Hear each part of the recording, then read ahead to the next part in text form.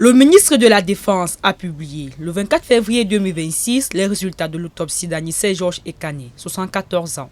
Interpellé dans le contexte des manifestations post-électorales à Douala, il est décédé alors qu'une procédure judiciaire était encore en cours.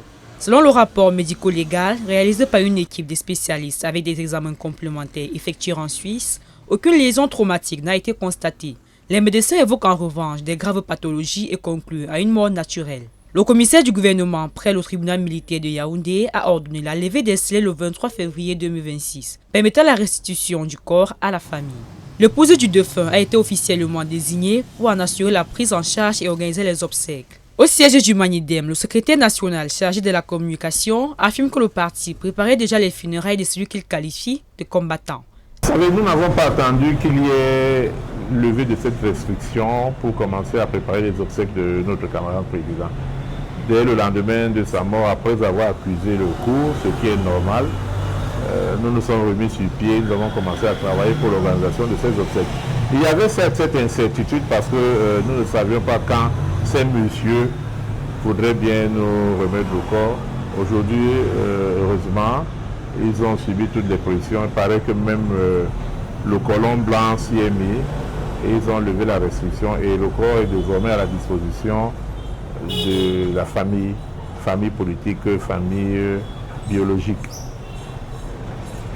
Nous allons nous mobiliser pour organiser des obsèques à la dimension du personnage, parce qu'Anissé Ekane est un martyr, quoi qu'on dise. C'est quelqu'un qui a consacré 54 années de sa vie pour la lutte pour l'avènement d'un Cameroun meilleur. Il a sacrifié sa vie pour les Camerounais, pour le bien-être des Camerounais. Il mérite des obsèques grandioses.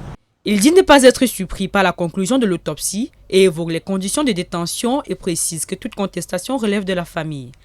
Quand on les entend parler de mort naturelle, je vais vous dire, si vous ne le saviez pas, Sankara qui a été assassiné par balle, les conclusions de l'enquête sur lui ont parlé de mort naturelle. Donc nous savons comment les forces réactionnaires agissent à pareilles circonstances.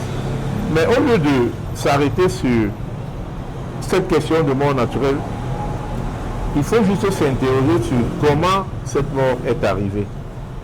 Les conditions dans lesquelles Anissé Ekane a été arrêté, les conditions de son transfert à Yaoundé dans une situation innommable, encagoulé comme un terroriste dans une voiture, dans un trajet de 6 heures,